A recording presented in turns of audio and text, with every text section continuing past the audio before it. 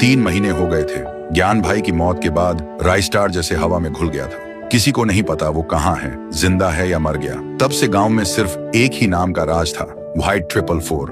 हर दिन लोगों को पकड़ता, जिंदा जला देता, गांव का सुकून छीन लिया था। आसमान में रोज धुआं होता था और जमीन पे सिर्फ राख। लेकिन एक रात व्हाइट 444 के प्राइवेट गोदाम में एक भयानक धमाका होता है। उसका सबसे महंगा fighter jet, rocket launcher, fighter truck, सब कुछ जलकर राख हो जाता है। व्हाइट 444 भाग कर आता है और जब देखता है पहली बार, उसके चेहरे पर डर होता है।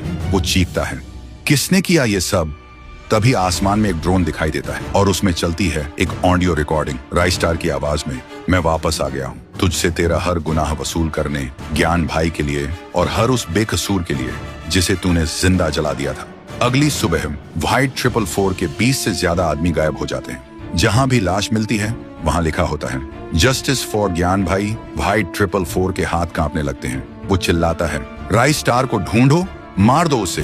तभी आसमान से एक बड़ा सा पक्षी, मैकेनिकल ड्रोन बर्ड, उतरता है और उसके ऊपर बैठा होता है राइस्टार। सीधा व्हाइट 444 के सामने उतरता है। व्हाइट 444 बोलता है, तू है वो इंसान, बहुत मजा आया।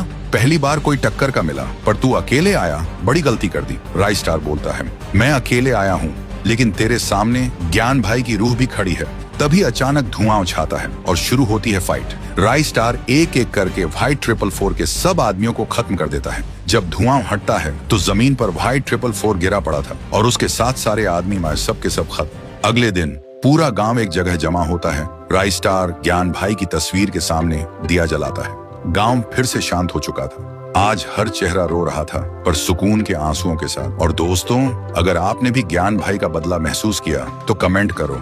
Legend never dies.